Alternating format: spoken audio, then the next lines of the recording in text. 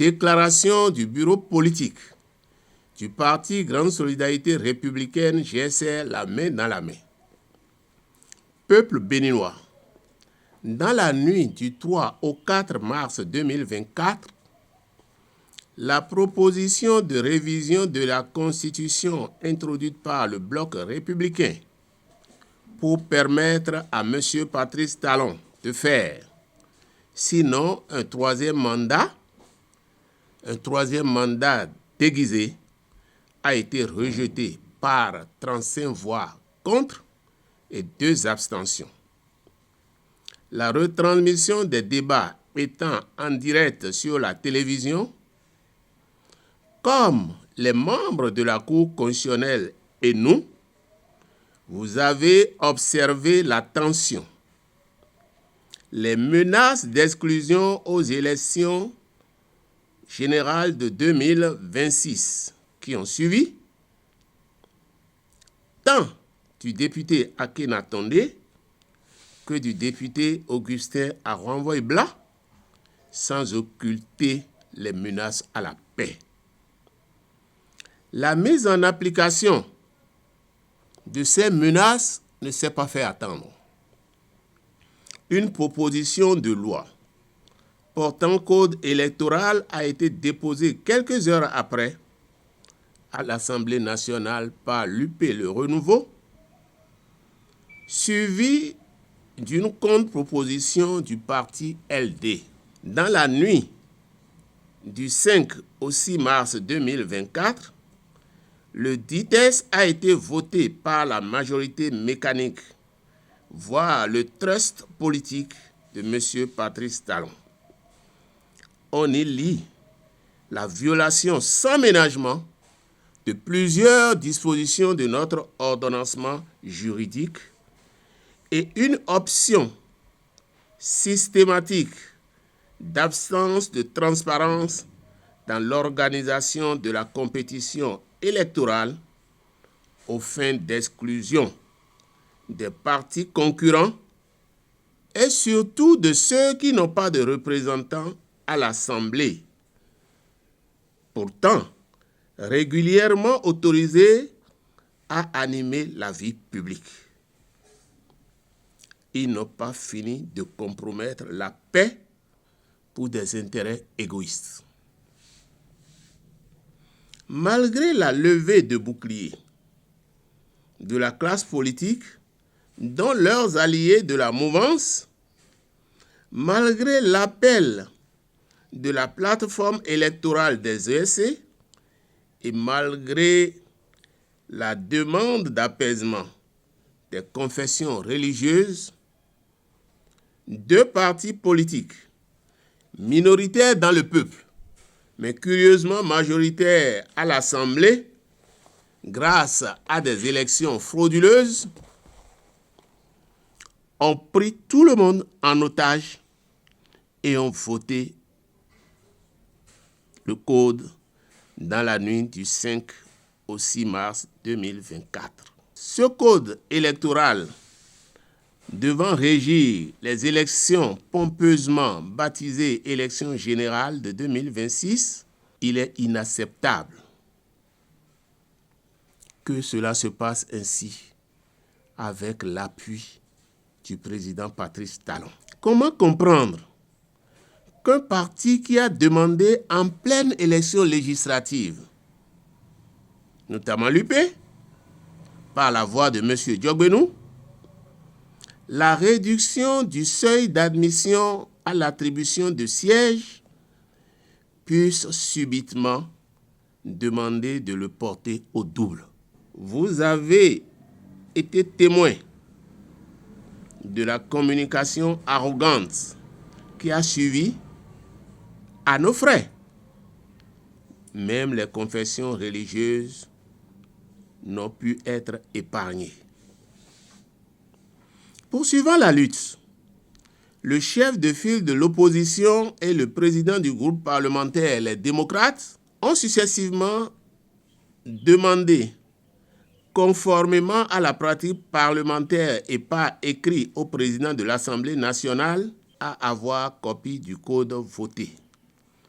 aux fins de la saisine de la juridiction compétente en matière constitutionnelle. C'est devant la Cour constitutionnelle et grâce à la question préjudicielle soulevée par les avocats de l'opposition qu'on constatera qu'alors que la procédure n'est pas terminée à l'Assemblée, le président de la République, le président de l'exécutif, a déjà reçu un exemplaire trafiqué de la loi votée. Curieusement, la Cour a déclaré le Code conforme à la Constitution. À la question de savoir ce qui adviendra au cas où personne n'atteindrait le seuil voulu par le Code, M. Orden Aladati et M. Benoît Degla ont répondu que tout sera recommencé à zéro. Pendant ce temps, et au motif d'économie pour l'État, ils ont refusé d'introduire dans le nouveau code les commissions électorales d'arrondissement. Par ailleurs, c'est ceux-là même qui ont refusé de déclarer leurs biens conformément à la loi. Ceux-là qui ont refusé de communiquer leurs éléments de salaire malgré la demande expresse de la Cour au lot, qui clame partout aujourd'hui que l'opposition ne veut pas payer les impôts. Et cela, dans le seul souci de continuer à faire du quitus fiscal un instrument d'exclusion. S'il est constant que les décisions de la Cour constitutionnelle sont sans recours, il n'en demeure pas moins vrai qu'elles peuvent être sujettes à des observations et à des inquiétudes. En effet, 1.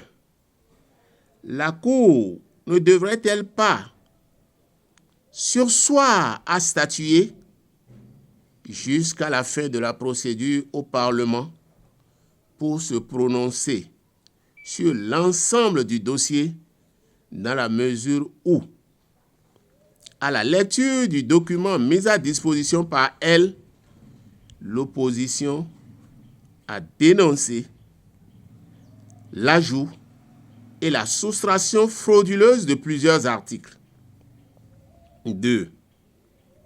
En parlant de rupture d'égalité des maires, la Cour ne devrait-elle pas se préoccuper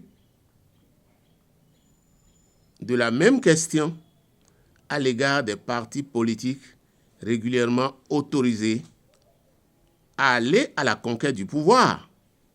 Aujourd'hui, les partis ont été privés de leur droit de conquête du pouvoir par la Cour. 3. Peut-on raisonnablement penser que les membres de la Cour n'ont pas été au courant des menaces d'exclusion consécutives au sujet de la révision de la Constitution? 5. N'est-on pas fondé à admettre aujourd'hui qu'après l'échec de ces velléités de constitution d'un cartel politique avec le président Boni Yayi, le président Patrice Talon a réussi à faire intégrer la Cour dans son trust politique? Comme l'avait déclaré M. Patrick Talon lui-même lors des événements malheureux de 2021 qui ont conduit à l'emprisonnement de Mme Rikia Madougou et de M. Joël Aïvo, je cite, « Ils l'ont dit, ils l'ont fait ».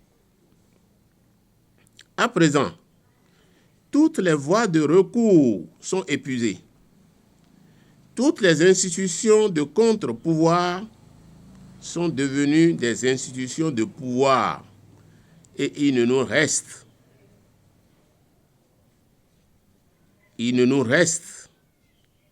qu'à nous saisir de toutes les possibilités que nous offre la Constitution pour poursuivre la lutte jusqu'à la victoire finale. Par conséquent, et face aux velléités de remise en cause des acquis de la conférence des forces vives de la nation par le régime de la rupture et à la volonté manifeste de son chef de confisquer le pouvoir, le parti Grande Solidarité Républicaine, la main dans la main, 1. Réaffirme son opposition à la gouvernance de M. Patrice Talon. 2. S'engage à poursuivre la lutte aux côtés des autres forces politiques jusqu'à la restauration de la démocratie, la libération complète de notre peuple et la dératisation effective de l'échiquier politique. 3.